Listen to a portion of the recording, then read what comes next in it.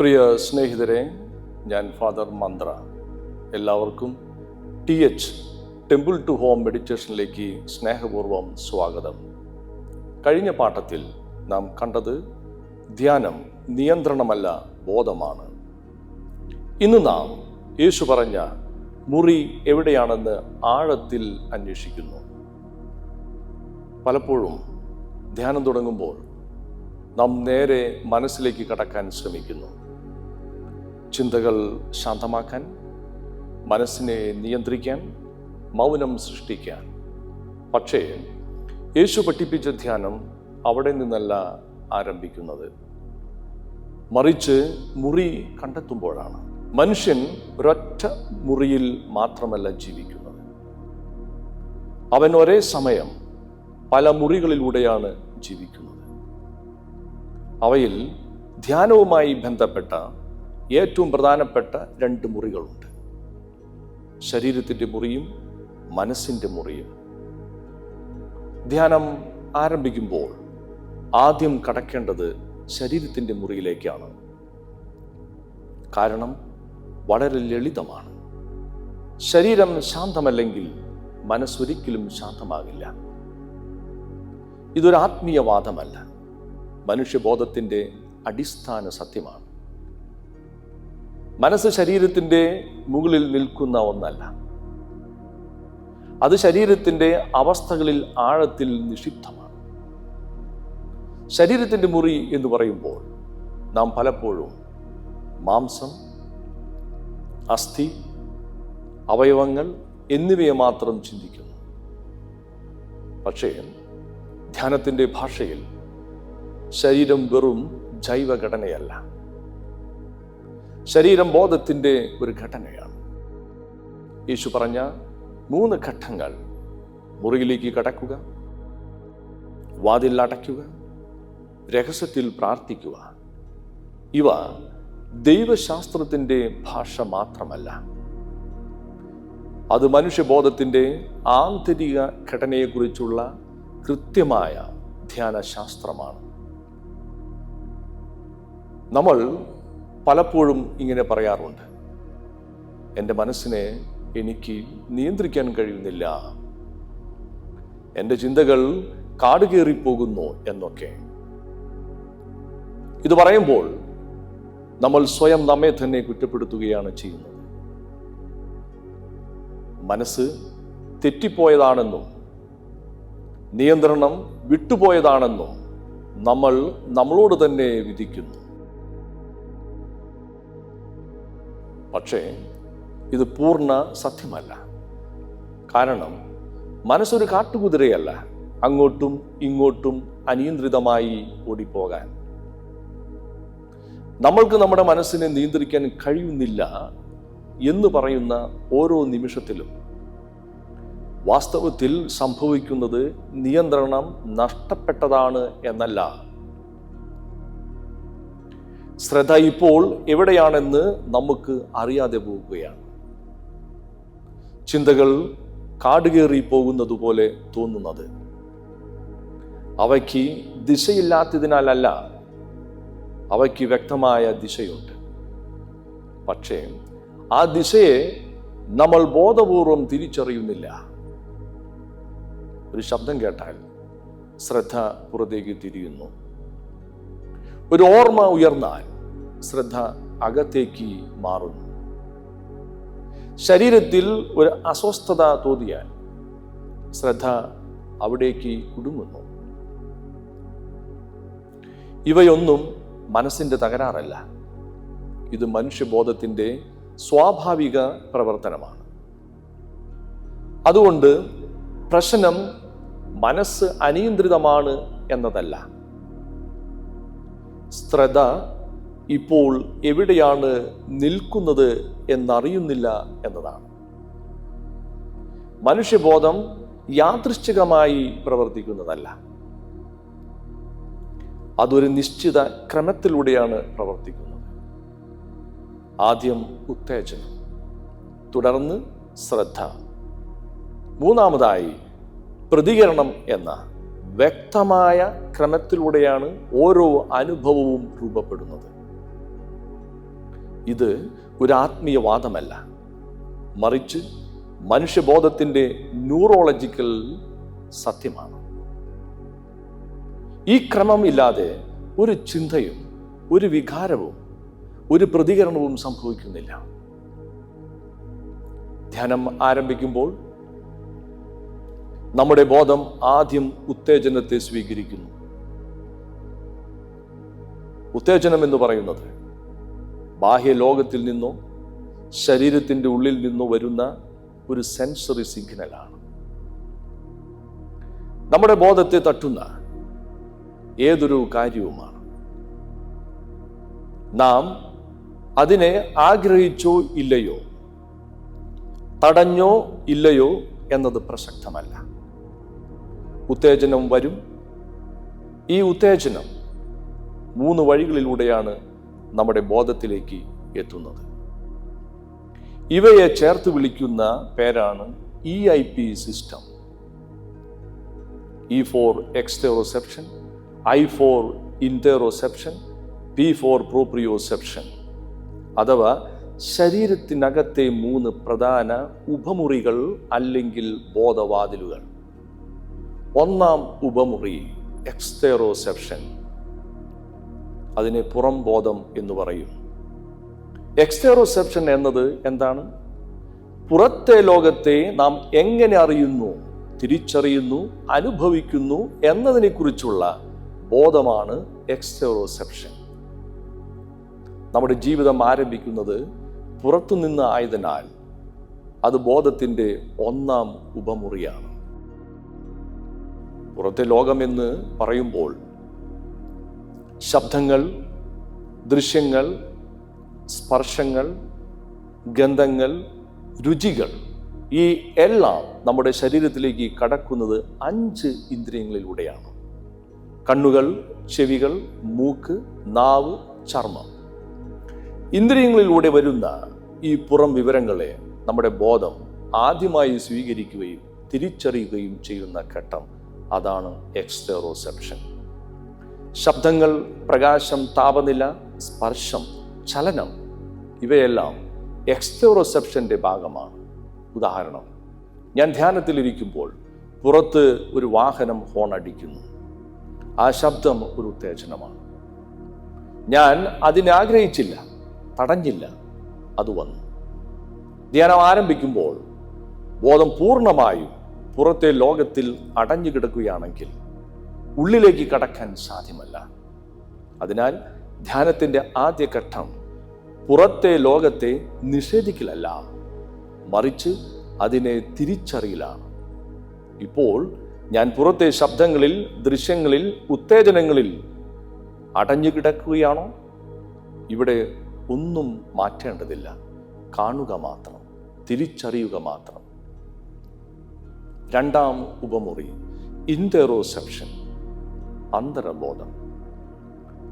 ഇന്റെറോസെപ്ഷൻ എന്നത് ശരീരത്തിനകത്ത് നടക്കുന്ന കാര്യങ്ങൾ മസ്തിഷ്കം എങ്ങനെ വായിക്കുകയും അർത്ഥമാക്കുകയും ചെയ്യുന്ന ബോധമാണ്. ഇതിനെ ഉള്ളിലെ ഉത്തേജനം എന്നും പറയും. പുറത്തെ ലോകത്തെ അറിയുന്നത് എക്സ്റ്റെറോസെപ്ഷൻ ആണെങ്കിൽ സ്വന്തം ശരീരത്തിലേക്ക് തിരികെ കൊണ്ടുവരുന്നത് ഇന്റെറോസെപ്ഷനാണ്. വിശപ്പ്, ദാഹം, ഹൃദയമിടിപ്പ്, ശ്വാസം, വയറിലെ അസ്വസ്ഥത, ഉത്കണ്ഠയോ ശാന്തതയോ, ഇവയെല്ലാം പുറത്തെ വിവരങ്ങളല്ല. ഇവയെല്ലാം ഇന്റെറോസെപ്ഷൻ്റെ ഭാഗമാണ്. ഉദാഹരണം, എൻ്റെ ഹൃദയമിടിപ്പ് വേഗത്തിൽ കൂടുകയും നെഞ്ചിൽ അല്പം അസ്വസ്ഥത അനുഭവപ്പെടുകയും ചെയ്തു. ഇതൊരു ഉത്തേജനമാണ്. ധ്യാനത്തിൽ ഇന്റെറോസെപ്ഷൻ അത്യന്തം പ്രധാനമാണ്. കാരണം ബോധം ആദ്യമായി ശരീരത്തിനുള്ളിലേക്ക് തിരിയുന്നത് ഇവിടെയാണ്. ശ്വാസം ശാന്തമാകുമ്പോൾ, ഹൃദയമിടിപ്പ് ക്രമത്തിലാകുമ്പോൾ, ശരീരം സുരക്ഷിതമാണെന്ന ബോധം അനുഭവപ്പെടുമ്പോൾ മനസ്സ് സ്വാഭാവികമായി മൃദുവാകുന്നു. ഇത് നിയന്ത്രണം കൊണ്ടല്ല, തിരിച്ചറിവ് കൊണ്ടാണ്. മൂന്നാം ഉപമുറി പ്രോപ്രിയോസെപ്ഷൻ, നിലബോധം. പ്രോപ്രിയോസെപ്ഷൻ എന്നത് നമ്മുടെ ശരീരം എവിടെയുണ്ട്, എങ്ങനെ നിൽക്കുന്നു, എങ്ങനെ ചലിക്കുന്നു, എങ്ങനെ നീങ്ങുന്നു എന്നതിനെക്കുറിച്ചുള്ള വാക്കുകളില്ലാത്ത ആന്തരിക ബോധമാണ്. ഇത് കാണുകയോ കേൾക്കുകയോ ചെയ്യുന്ന ബോധമല്ല, ചിന്തിക്കാതെ തന്നെ അറിയുന്ന ബോധമാണ്. ഇതിനെ ശരീരത്തിൻ്റെ മൗന GPS എന്ന് വിളിക്കാറുണ്ട്. കണ്ണടച്ചാലും കൈ എവിടെയെന്ന്, മൂക്ക് എവിടെയെന്ന് അറിയുക, നിൽക്കുമ്പോൾ ബാലൻസ് സ്വയം പിടിക്കുക, ഇതെല്ലാം പ്രോപ്രിയോസെപ്ഷൻ്റെ പ്രവർത്തനമാണ്. ഉദാഹരണം, ഞാൻ ഇരിക്കുന്ന സ്ഥാനം, പിറകിലെ വേദന, കഴുത്തിലെ വലിപ്പ്. ശരീരം പറയുന്നു, ഇവിടെ ഒരു അസൗകര്യമുണ്ട്. ഇതൊരു ഉത്തേജനമാണ്. പ്രോപ്രിയോസെപ്ഷൻ ശക്തമാകുമ്പോൾ ബോധം ചിന്തകളിൽ നിന്ന് പുറത്തു വന്ന് നിലത്തുറപ്പിക്കുന്നു. ഇവിടെയാണ് ബോധം ഇപ്പോൾ എന്ന അനുഭവത്തിലേക്ക് വേരുറപ്പിക്കുന്നത്. EIP സിസ്റ്റം എന്നത് 3 ബോധവാതിലുകളുടെ ഒന്നിച്ചുള്ള പ്രവർത്തനമാണ്. ഈ 3 വാതിലുകളിലൂടെയാണ് നമ്മുടെ ബോധം ഒരടിസ്ഥാന ചോദ്യത്തിന് നിരന്തരം ഉത്തരം നൽകുന്നത്. ഞാൻ ഇപ്പോൾ എവിടെയാണ്? ഇതാണ് ധ്യാനത്തിൻ്റെ മുഖ്യ ചോദ്യം. എനിക്ക് എന്താണ് അനുഭവപ്പെടുന്നത് എന്നതല്ല, ഞാൻ ഇപ്പോൾ എവിടെയാണ് നിൽക്കുന്നത് എന്നതാണ്. ഈ ചോദ്യം ശരിയായി ഉത്തരം ലഭിക്കുന്നത് EIP സംവിധാനം സജീവമായി പ്രവർത്തിക്കുമ്പോഴാണ്. സ്നേഹിതരെ, EIP ഒരു സാങ്കേതിക പദം മാത്രമല്ല, അത് ധ്യാനത്തിൻ്റെ ജീവശാസ്ത്രമാണ്. ഈ 3 ബോധമില്ലെങ്കിൽ, ഈ 3 ബോധവാതിലുകൾ സമന്വയത്തിൽ പ്രവർത്തിക്കാതെ ധ്യാനം ആഴത്തിലേക്ക് കടക്കില്ല. അതുകൊണ്ടാണ് യേശു നേരിട്ട് മനസ്സിനെ നിയന്ത്രിക്കാൻ പറഞ്ഞില്ല. അവൻ ആദ്യം പറഞ്ഞു, മുറിയിലേക്ക് പോകുക. ആ മുറി ആദ്യം ശരീരത്തിലാണ്. അതുകൊണ്ടാണ് ധ്യാനം മനസ്സിൽ നിന്നല്ല, ശരീരത്തിൽ നിന്നാണ് ആരംഭിക്കുന്നത്. EIP അറിയാതെ ധ്യാനത്തിലേക്ക് കടക്കുന്നത് വീട്ടിനകത്ത് കയറാതെ വാതിൽ അടയ്ക്കാൻ ശ്രമിക്കുന്നത് പോലെയാണ്. ശ്രദ്ധ. അർത്ഥമുള്ള ഉത്തേജനം വന്നാൽ ബോധം ഒരിടത്തേക്ക് പോകുന്നു. അതാണ് ശ്രദ്ധ. ശ്രദ്ധ ഒരു തീരുമാനമല്ല, ഒരു ശ്രമമല്ല, അത് ബോധത്തിൻ്റെ സ്വാഭാവിക ചലനമാണ്. ഉദാഹരണം, പല ശബ്ദങ്ങൾക്കിടയിൽ നമ്മുടെ പേര് കേട്ടാൽ ശ്രദ്ധ അവിടേക്ക് പോകും. ഞാൻ തീരുമാനിച്ചില്ല, പക്ഷേ ശ്രദ്ധ പോയി. പ്രതികരണം. ശ്രദ്ധ പോയതിൻ്റെ അനിവാര്യമായ ഫലമാണ് പ്രതികരണം. ശരീരത്തിൽ, മനസ്സിൽ, പെരുമാറ്റത്തിൽ. ഉദാഹരണങ്ങൾ: ശബ്ദം, ശ്രദ്ധ, ചൊടിക്കൽ അഥവാ ദേഷ്യം. പെട്ടെന്ന് വാതിൽ ശക്തിയായി അടയുന്ന ശബ്ദം കേൾക്കുമ്പോൾ ശ്രദ്ധ ഉടൻ അവിടേക്ക് പോകുന്നു. ശരീരം അലർട്ട് അവസ്ഥയിലാവുകയും അതിൻ്റെ മാനസിക അനുഭവമായി ചൊടിക്കൽ അല്ലെങ്കിൽ ദേഷ്യം ഉണ്ടാവുകയും ചെയ്യുന്നു. വേദന, ശ്രദ്ധ, ശരീരം നീക്കൽ. ചൂടുള്ള പാത്രം കൈകൊണ്ട് തൊടുമ്പോൾ വേദനയിൽ ശ്രദ്ധ പോയതുമൂലം ചിന്തയ്ക്ക് മുമ്പേ ശരീരം സ്വയം പ്രതികരിച്ച് കൈ പിൻവലിക്കുന്നു. ഹൃദയമിടിപ്പ്, ശ്രദ്ധ, ഭയം. ശാന്തമായി കിടക്കുമ്പോൾ ഹൃദയമിടിപ്പ് ശക്തമായി തോന്നിയാൽ ശ്രദ്ധ അതിലേക്ക് പോകുകയും എന്തെങ്കിലും പ്രശ്നമുണ്ടാകുമോ എന്ന ചിന്തയോടൊപ്പം ഭയം രൂപപ്പെടുകയും ചെയ്യുന്നു. ഇത് നമ്മൾ ദിവസവും അനുഭവിക്കുന്നതാണ്. സ്നേഹിതരെ, ധ്യാനമില്ലാത്ത ജീവിതത്തിൽ ഉത്തേജനം, ശ്രദ്ധ, പ്രതികരണം, വീണ്ടും ഉത്തേജനം, വീണ്ടും പ്രതികരണം, ഈ പ്രക്രിയ അവബോധമില്ലാതെ നടക്കുന്നു. ഇതാണ് യാന്ത്രിക ജീവിതം. ഇവിടെ മനുഷ്യൻ ഉത്തേജനങ്ങളുടെ അടിമയായി മാറുന്നു.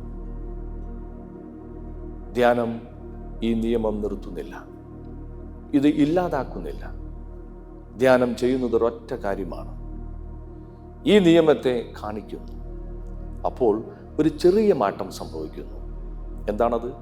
ഉത്തേജനം, ശ്രദ്ധ, ബോധം, പിന്നീട് പ്രതികരണം. ഈ ചെറിയ ഇടവേളയാണ് ധ്യാനത്തിൻ്റെ വിപ്ലവം. ഇവിടെ പ്രതികരണം ഇനി അനിവാര്യമായിരിക്കണമെന്നില്ല. പ്രതികരണം ഇനി വിവേചിതമാണ്. EIP ബോധത്തെ നിലത്തുറപ്പിക്കുന്നു. എനിക്ക് തിരിച്ചറിയാൻ കഴിയുന്നു, ഇത് പുറത്തെ ഉത്തേജനമാണോ, ഉള്ളിലെ ശരീരബോധമാണോ, ശരീരസ്ഥാനത്തു നിന്നാണോ? ഈ തിരിച്ചറിവ് ബോധത്തെ സ്ഥിരമാക്കുന്നു.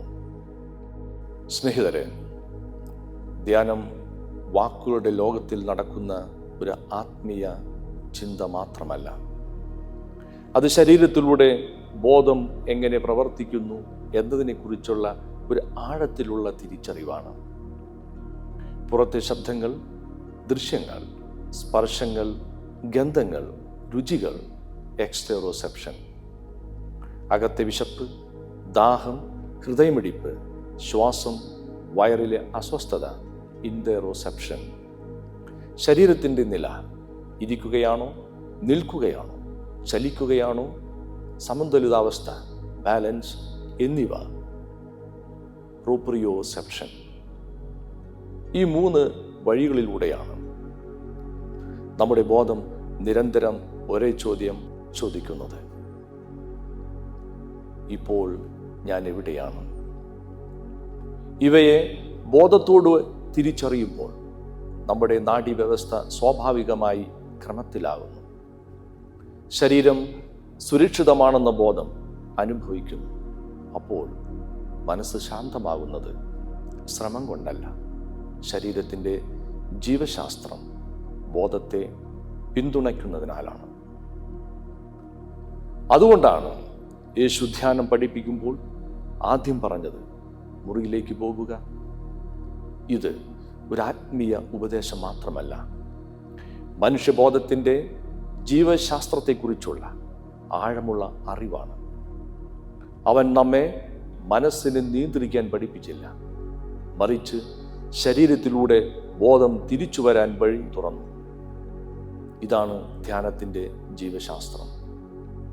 ദൈവശാസ്ത്രവും മനുഷ്യ ശരീരത്തിൻ്റെ ജീവശാസ്ത്രവും രണ്ടായി പിരിഞ്ഞിരിക്കുന്ന സത്യങ്ങളല്ലെന്ന ഒരാഴത്തിലുള്ള തിരിച്ചറിവാണ്. ദൈവത്തെ തേടുന്ന വഴി ശരീരത്തെ മറികടക്കുന്ന ഒരു ആത്മീയ പറക്കലല്ല. അതുപോലെ ശരീരം വെറും ജൈവ പ്രവർത്തനങ്ങളുടെ യന്ത്രവുമല്ല.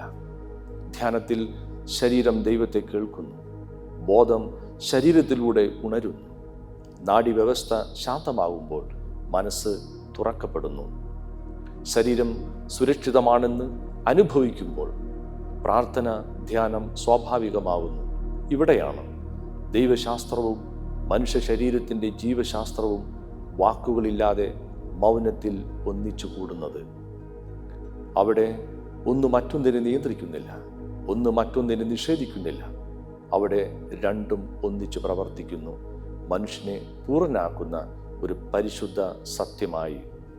സ്നേഹിതരെ, അടുത്ത ഭാഗങ്ങളിൽ ഈ 3 ബോധവാതിലുകളെയും എക്സ്റ്റെറോസെപ്ഷൻ, ഇൻറ്റെറോസെപ്ഷൻ, പ്രോപ്രിയോസെപ്ഷൻ നാം ഓരോന്നായി കൂടുതൽ ആഴത്തിൽ പരിശോധിക്കും. Thank you.